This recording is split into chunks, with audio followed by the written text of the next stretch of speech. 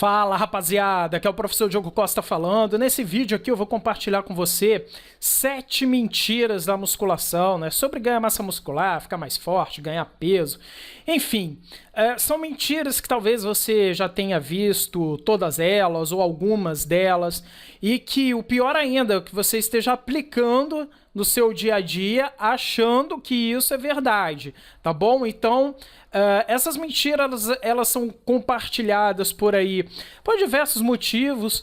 Às vezes a pessoa, o autor da mentira inventa isso com o intuito de ficar mais famoso, ou de atrair atenção, ou às vezes se é num site, num blog para ter mais visitas, ou um vídeo no YouTube para ter mais visualizações.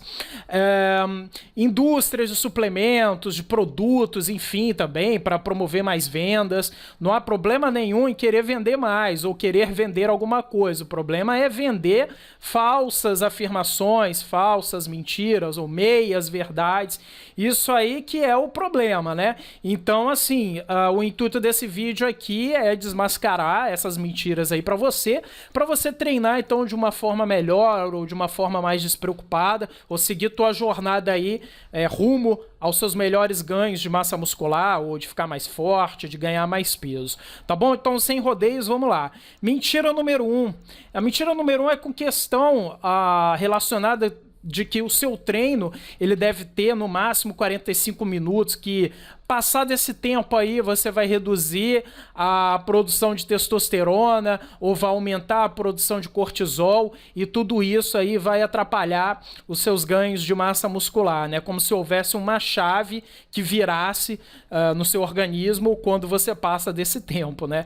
Então, assim, por exemplo, eu tenho aqui um estudo publicado aí na PubMed, já até como exemplo aí para você. Existem outros estudos também, tá? Mas para o vídeo não ficar muito longo e detalhado, eu vou mostrar um aqui que eu tomei como referência. E nesse estudo aqui, só para você ter uma noção, em linhas gerais, ele mostra que alguns protocolos, algumas formas de se treinar que ultrapassaram acima de 90 minutos, tiveram maior produção de testosterona. Tá? Então, já desmistificando essa questão aí de que a partir de 45 minutos a testosterona vai cair, tá legal? Uma outra questão aqui importante ressaltar é que esse lance dessa afirmação se espalhou muito pelos treinadores de musculação e parece que a pessoa que introduziu, que inventou isso aí, foi um cara chamado Ivan Abadiev, que era treinador da seleção de fisiculturistas da Bulgária, tá bom?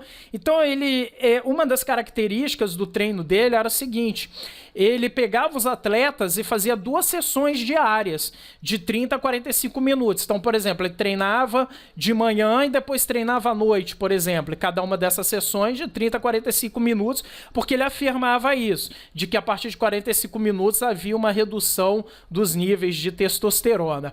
Bom, de fato, ele pegou uma seleção, esse grupo de atletas que não ganhavam, né, campeonatos, e realmente transformou essa seleção aí búlgara em vencedores frequentes de campeonatos de fisiculturismo. Porém, ele também, os treinos dele eram bem torturantes, ele era conhecido como carniceiro e, enfim, era um cara muito rigoroso. Agora, atribuir a esse lance, a essa questão de que a partir de 45 minutos há a queda de testosterona, realmente não procede devido a diversos estudos que já mostram isso aí. Pode ser pelo fato de outras características, né? Você tem pessoas que têm um bom potencial para ter resultados, você pega realmente um técnico bom, um técnico rigoroso, né? Um treinador rigoroso e tudo mais. Agora, atribuir a isso aí não tem cabimento, tá bom? E se você parar para pensar, então, vamos supor, o cara treina 30 minutos de manhã e 30 minutos à noite, ele fez 60 minutos de sessão de treinamento diária também. Ainda tem um agravante, né? Que ele treinou de manhã, mesmo que seja um grupamento muscular que não vai interferir no outro da noite, mas foi interrompido aí o processo de descanso, de recuperação da pessoa para fazer um outro treino mais tarde, né? Então, ou seja, também tem essa questão aí, né? Então, ou seja, de fato não procede aqui essa afirmação. Agora, aí você pode estar pensando, beleza, pô, então eu vou treinar 60 minutos, vou ficar 1h30 treinando, também não é isso, né? Porque, ou seja, você tem que tomar muito cuidado para não fazer coisas desnecessárias no seu treinamento. Então, muita gente acha que fazer mais coisas é sinônimo de mais resultados. Fazer cada vez mais exercícios, mais séries, repetições, enfim, aumentar muito o volume do programa de treinamentos para ter mais resultados é o que vai trazer aí, então, o que ele deseja. E não é bem assim. Você tem que fazer o que precisa ser feito, tá bom? Seu treinamento vai durar, a duração dele, o que tiver que durar. Então, ou seja, com a orientação de um bom professor de educação física, ele vai montar aí de acordo com as suas características, com o seu perfil, nível de condicionamento, dias disponíveis que você tem para treinar, quantas vezes por semana você tem para frequentar a academia, entre outras questões. Quer ver uma coisa também, falando nisso, de frequência semanal? Vamos supor 2 pessoas de nível avançado. Um tem 6 vezes por semana para treinar e faz um programa A, B e C. E o outro tem 4 vezes por semana para treinar e faz um programa A e B. É claro que a pessoa que faz 4 vezes por semana, um programa A e B, a sessão de treino dela vai durar mais do que 45 minutos, provavelmente. Vai chegar aí provavelmente a uns 60 minutos. E o cara que faz um ABC, que tem um programa mais dividido, ele provavelmente em 45 minutos ele já terminou de treinar. Mas ambos fizeram o que tem para ser feito no seu programa de treinos, tá? E nem por isso aí vai estragar e vai prejudicar resultado de nenhuma das duas situações, tá bom? Então vamos lá, mentira número 2.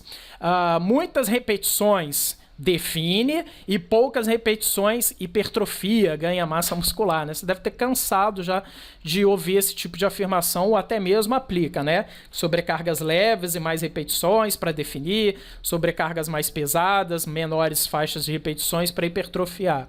Primeiro lugar que você tem que saber é que não existe treino de definição muscular. O que vai fazer você definir a musculatura é a sua dieta, seu planejamento nutricional.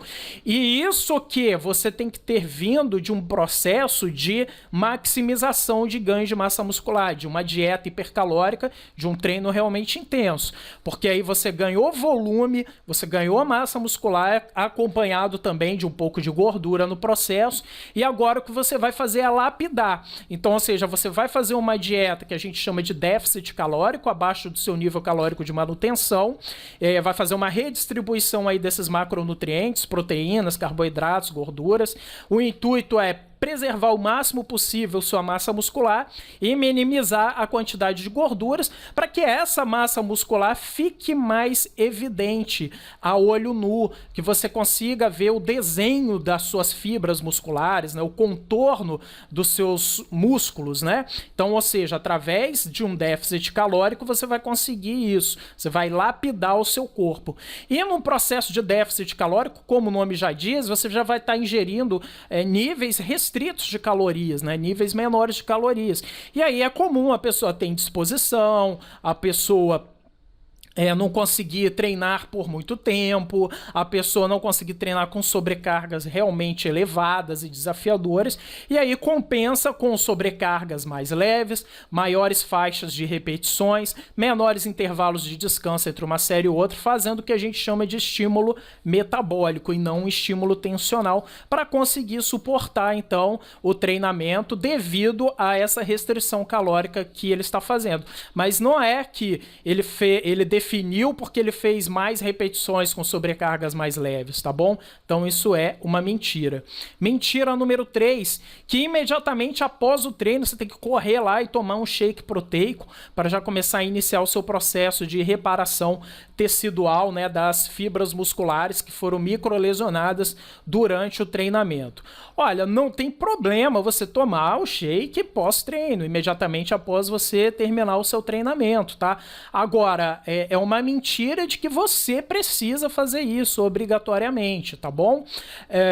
A questão da utilização do shake proteico ou outros suplementos também combinados com esse shake aí vai depender da situação de cada pessoa. Então, por exemplo, um cara que termina de treinar e tem que ir imediatamente para o trabalho dele, tem que tomar o banho na academia e voltar para o trabalho dele e já pegar no batente, talvez ele não tenha tempo de fazer uma refeição sólida ou vai comer só depois daqui a 1, 2 horas que ele vai comer e tudo mais. Então, é até legal, é interessante que ele supra o organismo dele já com alguma coisa antes dele fazer a refeição sólida dele, né? Então ele já está suprindo aí o organismo dele com proteínas, com carboidratos e etc. A questão de distância, de deslocamento, às vezes você treina e tem que pegar depois condução, trânsito e tudo mais até chegar na tua casa ou num local onde você possa comer. Então pode ser que o shake proteico aí ou com a combinação de outros suplementos também seja interessante. Há questões financeiras também no processo. Agora, a questão da... tem que tomar logo, né? Porque o shake proteico ele tem uma velocidade de absorção rápida, já vai me recuperar logo. Isso não é o mais importante. O mais importante é você ingerir as quantidades proteicas necessárias para o seu perfil individual, para o que você está fazendo, o que o seu nutricionista determinou para você.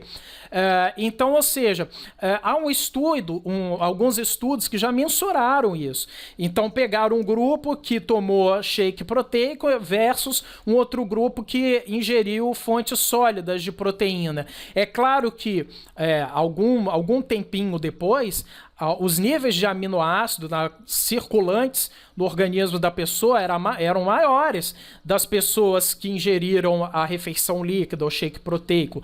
Porém, algumas horas depois, a quantidade de aminoácidos disponíveis no organismo eram iguais entre os dois grupos, e isso que é o mais importante, tá? E uma outra coisa que você tem que levar em consideração também é que o processo de reparação tecidual ele é longo. Às vezes ele vai levar 48 horas, 72 horas, né? Para você conseguir reparar tudo completamente, dependendo do nível de intensidade que você treinou. Então, ou seja, não precisa desse desespero, dessa pressa toda de imediatamente após o treino você ter que tomar um shake proteico para sua recuperação. Repetindo, você tem que ingerir a quantidade de proteínas de acordo com o que você está fazendo, de acordo com o que o seu nutricionista determinou para você. Fazer as suas refeições nos horários, nos momentos que ele determinou para você, tá ok? Então vamos lá, mentira número 4. Que você não deve treinar em máquinas, né? Você deve já ter ouvido essas recomendações. Fuja das máquinas, treine só com pesos livres. O que eu concordo é que a maior parte do seu programa de treinos ele deve ser composto por exercícios em pesos livres, claro, e um pouco com máquinas. Então, assim, mais ou menos uma proporção de 80% por 20%, 70% por 30%, ou 90% por 10%. Vai depender do seu nível de condicionamento, dos seus objetivos, do seu tempo disponível, entre outros fatores, tá? É claro que você fazer um programa de treino 100% em máquina, realmente é um treino fraco, é um treino de menor intensidade, se comparado com pesos livres.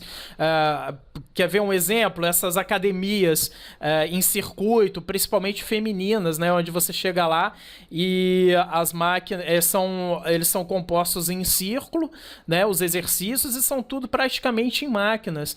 Então realmente é um treino de baixa intensidade, é um treino que não oferece muito desafio, né? Então, assim, para uma pessoa que está visando estética, realmente não é o treino ideal. Agora, também não significa que tenha que ser 100% com pesos livres, tá bom? Até porque algumas máquinas ajudam aí também a variar um pouco o treino, a atingir, a trabalhar melhor os grupamentos musculares que você está focando. Então, por exemplo, vamos supor que você vai fazer hoje um treino de membros inferiores, você fez lá, de pesos livres, você tem o quê? Por exemplo, um agachamento livre com barra, você pode fazer um afundo com barra ou com halteres, e você pode fazer também um levantamento terra. terra, tá? Com barra. São 3 exercícios ótimos de peso livre, desafiadores, que vão trabalhar aí a parte de quadríceps, a parte de glúteos, o core também, né? Abdômen, extensores da coluna, lombar, enfim. Agora, não são exercícios muito fortes para pegar a parte posterior das coxas e panturrilhas. Então, por exemplo, alguns exercícios que você pode fazer aí no caso, seria, por exemplo, a mesa flexora, a cadeira flexora para isolar a parte posterior das coxas, né? E é um exercício que você vai realizar em máquinas. As panturrilhas, geralmente a gente trabalha panturrilhas em máquinas também, como Smith Machine, leg press, cadeira solear, né? Enfim. Então, ou seja, vai acabar seu treinamento sendo composto por alguns exercícios em máquinas. Vamos supor também um treino de dorsais aí no caso. O que você tem aí de peso livre ou com peso do próprio corpo para fazer? Você tem, por exemplo, a barra fixa, que você pode fazer com peso do seu próprio corpo, ou utilizar caneleiras, né, nas pernas para aumentar o seu peso corporal total e dificultar o movimento e aumentar a intensidade do exercício. Você tem remada serrote com halteres, você tem pullover com barra ou com halteres, você tem a remada curvada também com barra ou com halteres, mas existem alguns exercícios em máquinas também interessantes, como por exemplo, a puxada no pulley com pegada aberta, com pegada fechada. Quem é que nunca não fez, né? Um exercício desse. Remada sentada na polia baixa, em pegada neutra, ou pegada aberta, ou pegada pronada ou supinada, né? Então, ou seja, alguns exercícios vão compor em máquinas, vão compor o seu programa de treinamento. Claro que o foco deva ser em pesos livres e alguma coisa pode ser inserida com a inclusão de máquinas nos seus exercícios, tá bom? Não há problema nenhum em você fazer isso. Mentira número 5, determinadas angulações trabalham determinadas regiões de um músculo. Então, por exemplo, eu vou fazer o supino reto com barra para pegar os feixes mediais do meu peitoral, né, a parte do meio do meu peitoral. Eu vou fazer o supino 45 ou 30 graus, enfim, para pegar os feixes superiores, e vou fazer um supino canadense ou declinado para pegar os feixes inferiores.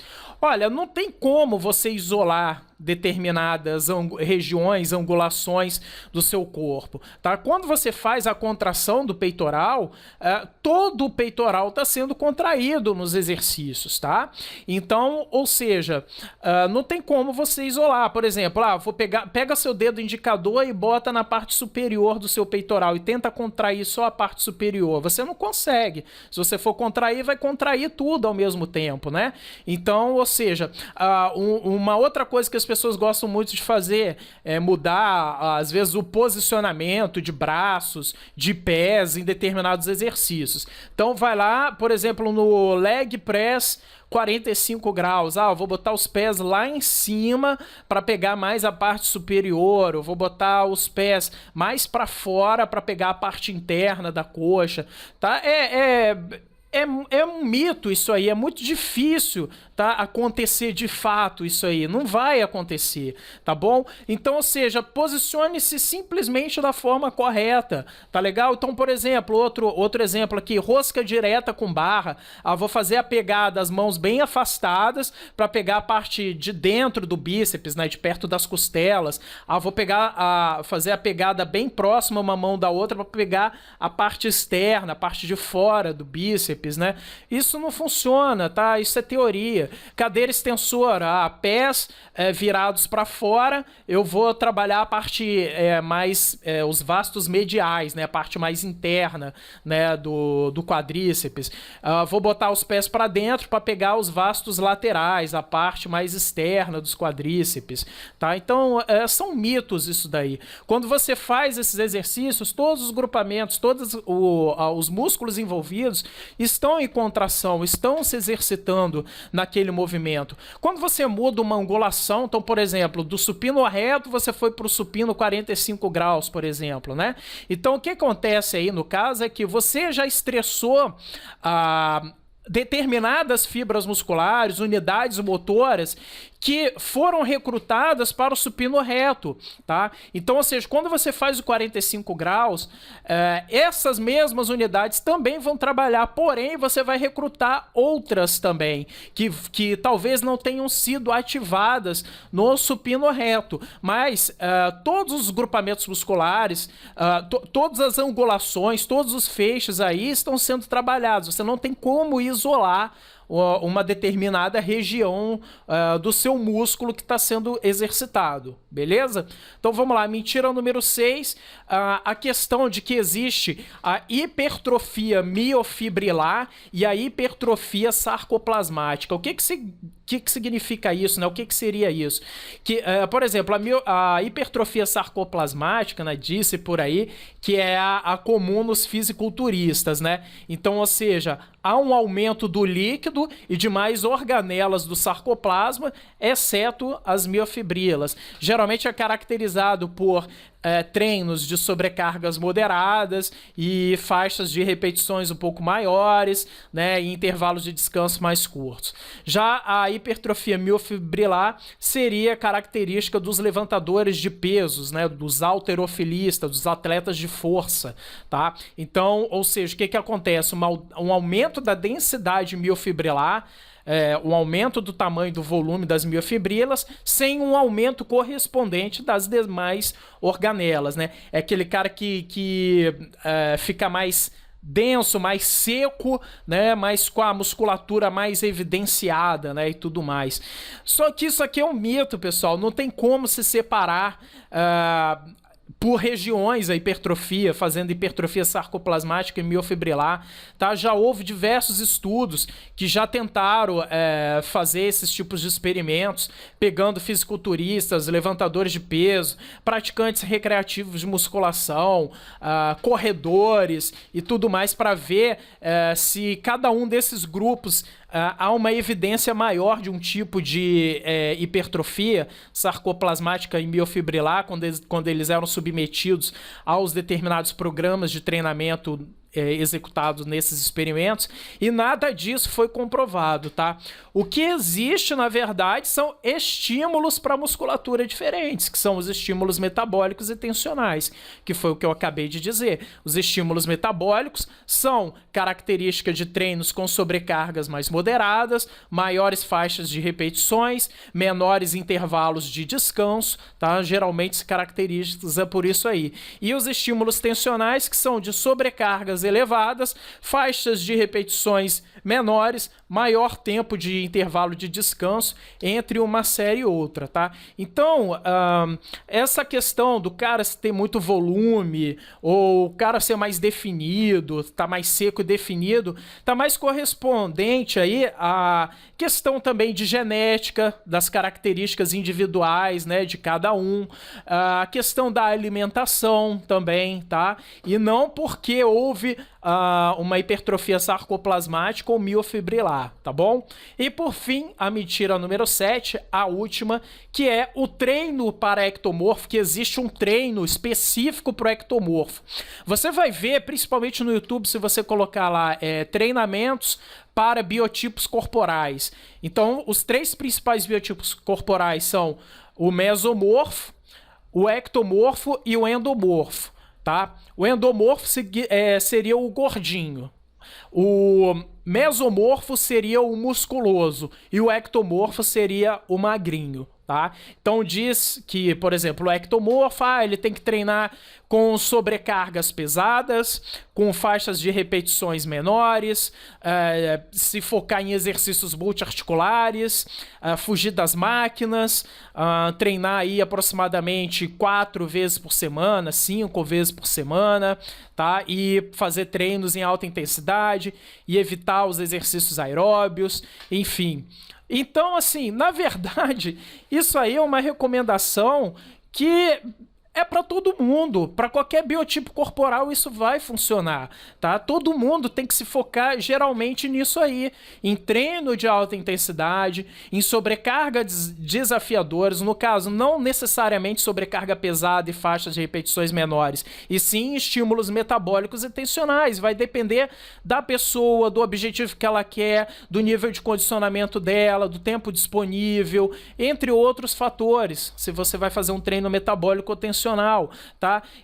Tudo isso funciona. A questão da inclusão ou não do exercício aeróbio vai de acordo com a preferência da pessoa, se a pessoa gosta ou não de fazer. Vai também, é claro, que para uma pessoa obesa a inclusão do exercício aeróbio pode ser interessante, tá? Mas a musculação em alta intensidade, um bom programa nutricional também já é o suficiente, já é muito poderoso para causar uma queima de gorduras e o aumento da massa magra e mudar a composição corporal dessa pessoa, tá legal? Então, ou seja, esse é um tipo de treino que todo mundo deve fazer, todo mundo deve treinar assim.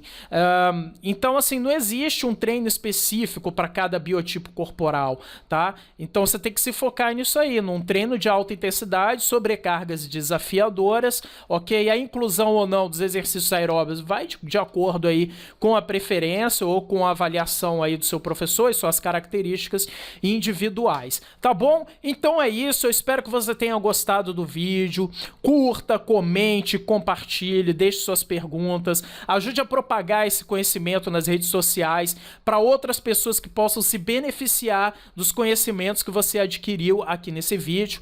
Não deixe de visitar o site massamuscularagora.com para mais dicas avançadas sobre musculação. E agora é com você, faça acontecer. Fui!